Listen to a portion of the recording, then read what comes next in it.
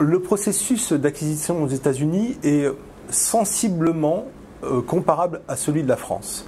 Ce que nous, on va apporter en plus, c'est un accompagnement vraiment personnalisé sur toutes les étapes. Je m'explique. Avant le processus d'acquisition, il faut déjà penser à faire du change au niveau de la monnaie, puisqu'on va acheter en dollars.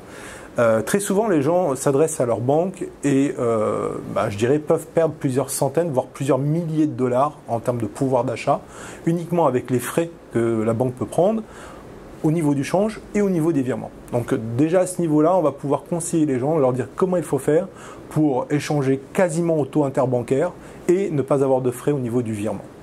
Ensuite, le process est, je dirais, très similaire, comme je le disais.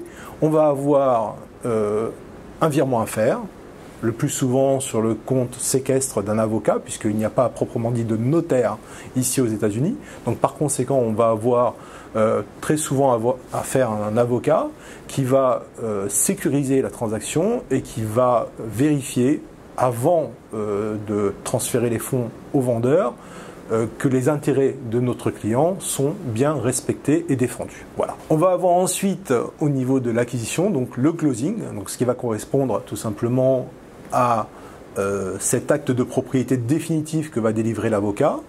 Et viendra ensuite tout simplement l'avis à proprement dit de l'investissement, c'est-à-dire un bien loué et éventuellement une revente à la fin sur laquelle nous pouvons aussi accompagner nos clients.